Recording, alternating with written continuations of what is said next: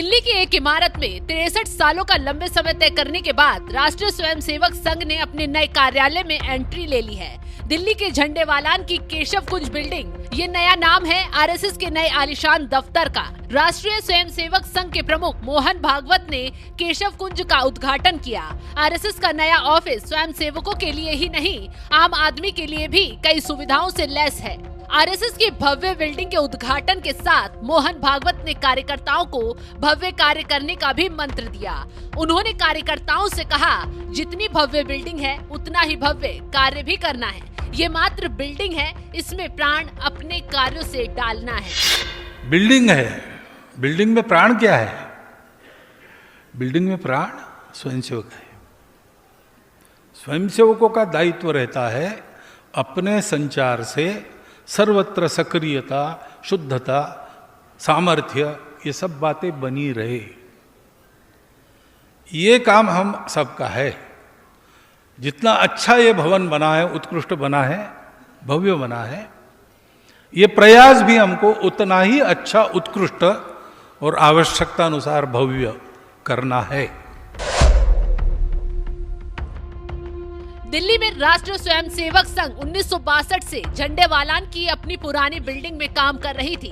अब 63 सालों बाद बिल्डिंग को नए कंस्ट्रक्शन की जरूरत महसूस हुई। इसके बाद गुजरात के आर्किटेक्ट अनूप दवे को इसका कॉन्ट्रैक्ट दिया गया। साल 2018 में इमारत का निर्माण शुरू किया गया था। बिल्डिंग को बनने में पूरे 8 साल का समय लग गया।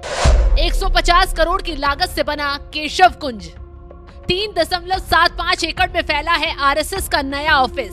12 मंजिला में 3 टावर, साधना, प्रेरणा और अर्चना, 300 कमरे और ऑफिस बना हनुमान मंदिर। 150 करोड़ की लागत से बना केशव कुंज, लाइब्रेरी, 5 बेड का हॉस्पिटल और 500 कारों के लिए पार्किंग। हॉस्पिटल में गरीब जरूरतमंदों को मिलेगी इलाज की सुविधाएं। आम लोगों को भी मिलेगा लाइब्रेरी का फायदा।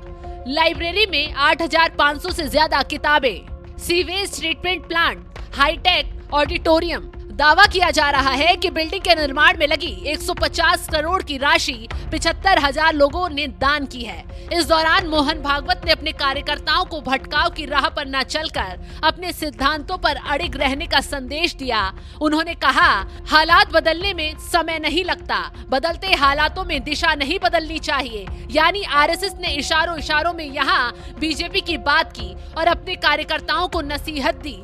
आज हालात आपके पक्ष में हैं, तो गलतियों के चांस ज्यादा हैं। ऐसे में बदलती दशा में दिशा एक ही होनी चाहिए, सिद्धांतों से समझौता नहीं होना चाहिए। अवस्था बदलने में समय नहीं लगता। उपेक्षा थी, चली गई, विरोध था, चला गया, हम चलते रहे, तो अब हमारी दशा बदल गई।